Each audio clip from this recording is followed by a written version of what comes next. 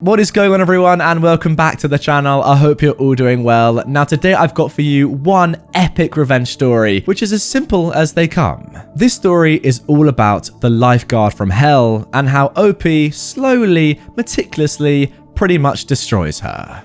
Ruin my summer, enjoy not going to university. This was a little over 10 years ago, in my early 20s, but it's still one of my favorite stories of karma that suited well to my revenge. As a teenager, I got a part-time job as a lifeguard at the biggest pool in the city, if not the province. I was a hard worker, and over the years, I had every certification I could get. Over the summers, I'd often work on nearby beaches. One year, these rural beaches had a really hard time keeping staff, so they'd ask people from my pool to work there. It just so happened my parents had a cottage on one of the beaches, and I said, hey, I'd be interested working at middle of nowhere beach. It'd be peaceful and I can come home on weekends if I want. So I took the job, about 4 hours away from home for a 10-week contract. I was a lifeguard instructor trainer. I certify people to teach other people how to train lifeguards. At the time of this story, I was one of the youngest to have this certification. Most of my co-workers were going into their second year of working on this beach, and frankly, second year of being a lifeguard, it was going to be my first year working in this area. Basically, the head manager told me, look, it's your first time working out here. We need someone with your experience. We can't give you beach captain position, management, on paper, but we are willing to pay you at a beach captain rate, plus extra for your certifications. And you can fill in as beach captain on days when the others can't. As far as we're concerned, you're an alternate. We just don't want to upset the locals more than we need to. Be advised though, you may need to work at a few other beaches out around there. More pay. Fewer responsibilities. Yeah, I guess I can take this one for the team. Here's what you need to know about this place. The area is a naturally beautiful place. This is one of the best drives on the continent, one of the top 10 islands in the world. Mountains to the left, endless ocean to the right, beaches everywhere. It's also one of the poorest parts of the country, and some communities have a mob mentality when outsiders come to work here. For the most part, my co-workers liked me and appreciated my experience, except for the one beach captain we'll call Maggie. Everyone employed goes to a training camp retreat. District managers go for 5 days, beach captains go for 4 days, and general staff go for 3 days. I was only asked to show up for the general staff, so I did my thing, met my new co-workers, but Maggie rubbed me the wrong way and started calling me rookie, and then she left. Turns out she was graduating high school and had prom to attend. She didn't want to do the rest of the training because of all the after prom parties. Okay, that's weird. I'm waking up at 7 AM to do a 10-kilometer run with everyone before breakfast, and you're passed out after a night of drinking. I'm annoyed, but if I could pull it off, I might do the same, no biggie. How could she pull off getting out of mandatory training, you ask? Well, she's a family legacy. Once upon a time, her mum was the beach captain, and now she runs the local pool in the middle of nowhere town. If you were certified as a lifeguard around there, you had to go through her. Maggie's sister was the beach captain, then district manager, and recently retired from the service and went to nursing school. Maggie was the next in line to do this. She was going to be awarded a scholarship through the lifeguard service for her school of choice. At the end of the summer, there's an AGM where they make all these announcements, but it was a well-known secret. Day 1 of the summer on the beach starts. We're setting up the beach. It's a half day, not many patrons around. We organize first aid kits, equipment, set up our hut, test the phones, etc. The district manager, a local, arrives to inspect everything. He's happy. He's a buddy of mine, and as we were the last stop of his beaches to inspect, he hangs out with us. The day's up, and Maggie's mother shows up and tells her to start packing for the swimming instructor symposium. It turns out that Maggie is leaving tomorrow for the Dominican Republic on her pool's dime for 3 weeks. That's 30% of the lifeguard season. She actually tells me, "See you in 3 weeks, rookie," and leaves. The district manager and I drop our jaws and wonder, what the heck? Like, why is this only coming out now? I help him out. We sit down and come up with a new schedule for the next 3 weeks. My supervisor filled in some of her shifts, and we even worked together a few times. Now it looks like I have to be a beach captain with the actual new guards for at least 3 weeks. Yeah, it was more work for me, but honestly, Maggie's departure was a blessing. I've hardly met her, but I doubt we're gonna get along. She rubs me the wrong way. Those 3 weeks without her, I got a great feng shui, zen groove, and inner harmony thing going on. It was the healthiest mentally and physically I've been in my life. Of course, the lack of negative emotions directed towards me would not last though. It ended the day Maggie returned, literally within the first hour of us working together. Maggie, my beach captain, started our day together by berating me in front of her friends. Hey, rookie, do you even know how to do CPR? I was watching you at training camp and you were doing it wrong. I need you to show me how to do it right now. You want me to show you how to do CPR? Sure, no problem. Could ask nicer, but whatever, I'll put up with this. We have to practice so much every day anyway. Then she drops this bit of information while I practice incorrectly. If you don't have anything under them, you'll dig a hole in the sand. Yeah, Maggie, this doesn't make sense, but whatever. It's not like I'm an instructor in this or anything, or have basic knowledge of physics that pushing on sand isn't the same thing as digging. Well, the whole day consisted of Maggie calling me rookie and just being pointlessly rude in her critiques of my life-saving skills. Of course, it wouldn't be a good work story unless someone stole someone else's lunch. Hey, Maggie, is that my lunch in your mouth right now? Oh, was that your lunchbox? Well, it wasn't your lunchbox, was it? I'm the beach captain, remember? You can't talk to me like that. This would become our daily routine on our shifts together. I began packing a decoy lunch with half-eaten items or empty wrappers. This gave me the opportunity to hide or eat my real lunch without her bothering me. By week 4, it's our mid-season evaluation. There's 2 parts: physical evaluation and professional evaluation. District manager does the physical and it's straightforward. All employees show up at the beach before it opens. You run 4K, swim 600 meters, paddle 2,000 meters, etc. Apparently, I embarrassed Maggie. I was the most improved from start of the season to the end of the season. I was already in the top 25%, but now I was physically one of the top 5%. Maggie, however, got worse. A lot worse. She was mediocre, but in the general top 50%, but she was now one of the worst physical guards, bottom 10%. Her times were all substantially lower, but luckily for her, it's not all physical. There's still the professional evaluation. The beach captain, who works with you the most, writes up your evaluation. You get a score out of 50. 10 5-point characteristics: punctual, customer service, safety, etc. You get graded and short notes are written to explain your score. At the bottom, there's a recommendation section on what to do and what to work on. One of the other beach captains, who tolerated Maggie, wrote her evaluation, and it wasn't all bad. Of course, Maggie was the one who wrote my evaluation, despite only working with me a few times. I don't get to see it, which is normal, and when it's done, she passes it in to the boss. Once it's handed in, the district manager pulls Maggie and me aside. He rips it up in front of us and says, "Maggie, this isn't a real evaluation. You gave him all zeros. Your notes are incoherent. And in the recommendation section, you told him to leave and never come back. This is not acceptable. I've worked with him more than you did. I'm going to write up his mid-season evaluation." Maggie breaks down in tears, plays the victim that the outsider is taking her job and she's protecting herself. The manager's not buying it, but ultimately goes easier on her. Temper's cool and I get a modest review with things to improve on. Right away, I knew this would happen again and I'd need to make notes to defend myself. I've got a reputation in the life-saving community that I'd like to keep. Things got weirder after this. Aside from umpteen mentions of calling me rookie against my wishes, my notebook was getting filled with some highlights, including: she stole my Rooster ketchup with the green top and lathered her hot dog, only to get upset with me. She wrote me up for poisoning her with hot sauce, though she really stole my sriracha. She took her top off in front of me and in full view of kids because she had to air out the girls. She went on a walking patrol down the beach for 2 hours, only to end up hanging out with her friends, drinking on the beach and having a fire.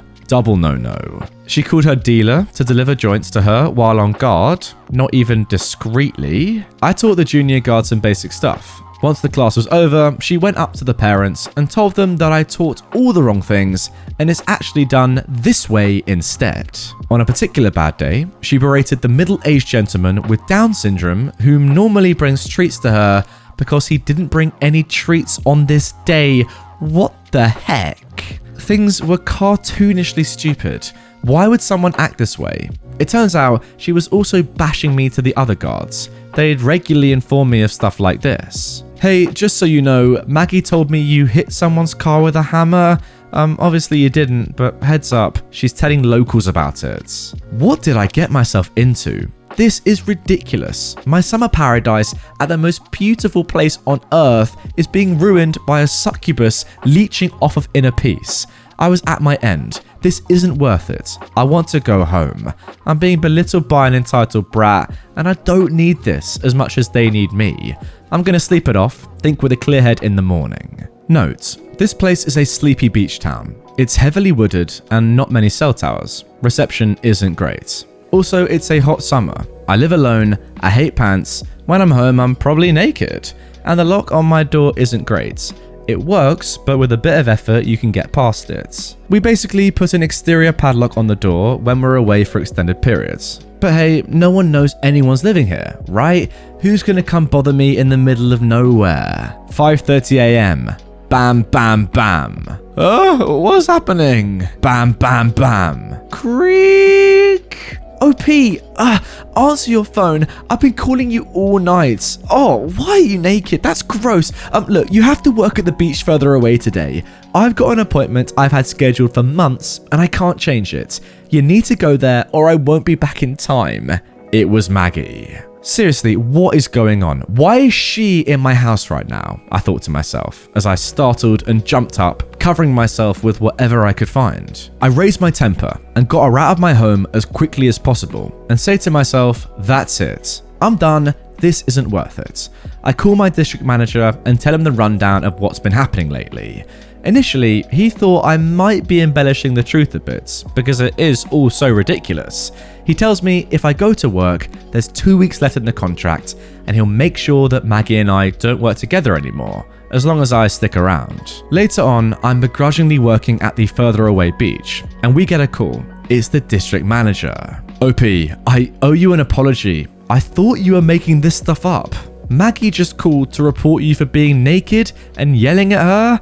As she explained this, she admitted to walking into your home. What do you want to do about this? District manager, I say. Which beach captain or alternate has worked with Maggie the most this summer? Oh, well, it looks like it's you actually, by a fair bit. Is she allowed to do my end of season evaluation? No, because of what she did with your mid-season, we've decided that I would do it personally again. Okay, great. Well, who gets to do hers then? Well, you can guess where this ended up. As luck would have it, Maggie and I got to work together once more due to someone being sick. The whole time she's telling me, I'm gonna make your review so bad, you're gonna wish you never came here, rookie. At that point, I just smiled with a poop-eating grin. The summer may have its last dawn, but this will be the end of you, Maggie. Writing up Maggie's end of season evaluation was between the supervisor and I. The rest of the staff were unaware of this, so I used the final days talking to the staff. What's the weirdest thing Maggie did to you this summer? Now here are some of the highlights that I heard. Stole the pretty boy guard's keys at the end of the day to keep him around because she was flirting with him. He had to go right to the hospital to visit his mum. Gradually through the course of a day, she'd spiked one guard's work water bottle with vodka. He'd never been drunk before and had to drive home. And finally, after hours, she went to a lifeguard girls' night out and skipped out on the bill. No, she wasn't invited again after that. So, I'm composing her end of season evaluation. I'm smart about it. I grade reasonably well with things that, to her credit, she was good at. She improved her swimming skills, which is something after all. But everything else, I avoid grading a 1 as much as possible to avoid looking like I'm purposely out to get her. More than just grading, I'm providing written documentation to back this up. I've got my journal of hellish Maggie moments, my co-workers' experiences with her, and I've been smart enough to make copies of our notes from patrons with her mentioned. But the coup de grace, recommendations for next season. I recommend not to re-offer beach captain or alternate beach captain position next season. I recommend awarding scholarship to someone else in the service. Not long after this gets submitted, I get a call from the head boss, senior manager, who hasn't been made privy to Maggie and my situation. He said to me, "OP, I've known you for a few years. I'm reading Maggie's end of season evaluation, and there are some serious allegations here. Her family will likely rebuke this and make it a problem for my office. Now, not giving her this scholarship sounds harsh. Have you got any documentation to back up any of this? Do you really think she deserves this?" Well, sir, ultimately that's up to you. Here are notes and times from the entire team. Feel free to call any of them. Here's the footage from my trail cam of her breaking into my home at 5:30 in the morning. Here's the contact info for the Down syndrome gentleman whom she berated. Here's the reports that patrons have made about her. Okay, look, okay, yeah, I get it. This is bad. Well, thanks for being so thorough with this. Now time for the epilogue. Well, word got to her that she wouldn't be receiving her scholarship. Instead, it went to an incredibly nice and hard worker in another district. Maggie's mum complained for a while about come from a ways taking all the jobs, but then she heard about how Maggie treated the gentleman with Down syndrome. She may have been the town's princess, but that man was the salt of the earth and immune to any harsh treatments. Needless to say, Maggie didn't come to the AGM. The next year, I was knee-deep in my actual career and didn't re-enroll in the lifeguard service. But instead, I offered my services as a substitute. One of the guards I liked last year calls me to see if I can sub for them for a weekend. I decide I'll do it as long as Maggie isn't working. He laughs and says no, but she's on staff as a regular lifeguard. Well, Maggie wasn't working, but her cousin was. Uh-oh, this can't be good. But our first reaction was kind of amazing. "Wait, are you the person that I think you are?" she says. Yeah, I prepare myself for a day of harassment." "Oh man, you are awesome. Maggie and her mum hate you. They're so mean. Our family hates them. She's so entitled and makes us look bad. You're like a legend around here." Well, this is a change of pace from what I was expecting. We become friends over the course of the day, and she explains to me that Maggie thought her scholarship was a sure thing. Her mum pulled strings for her to get it, and it fell through, so she never saved any money for school. Maggie's plans of getting into nursing also didn't work out. Maggie's mum took a lateral promotion in the life-saving world. That new position didn't last, and she was laid off, only to go back to her old pool as the assistant to the person who took over her job. She wasn't able to pull any more strings after that. Last time I checked, Maggie went to community college and took a less expensive continuing care attendant course with the plan of eventually jumping over to nursing when she saves some money. Unfortunately for her, the instructors weren't crazy about her better than you attitude, and she was kicked out of the course sometime in second year.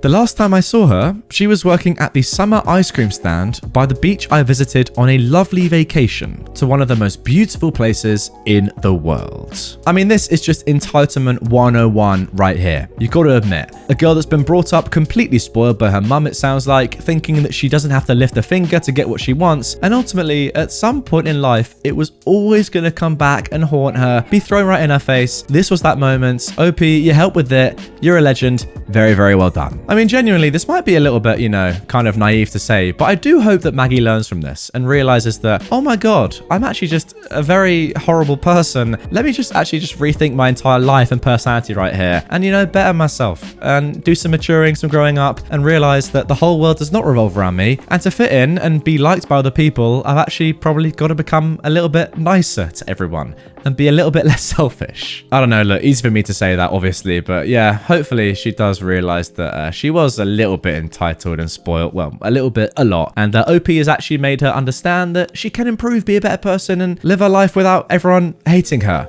That'd be good. Anyway, guys, that is going to do it for this one. Really hope you have enjoyed it. If you did and you're liking the videos recently, I'm trying to pick out stories that are a little bit more detailed, a little bit more original, and a little bit more, factually believable, if that makes sense. Drop a like on this video for more stories like this one. If you want to see another one immediately, check out this revenge story from a few days ago. This one is actually a little bit different, to be fair. It's kind of like me doing my own detective work. So if you want to be a detective with me, check out this video. It will all make sense if you click it. And I'll see you all tomorrow with a brand new one.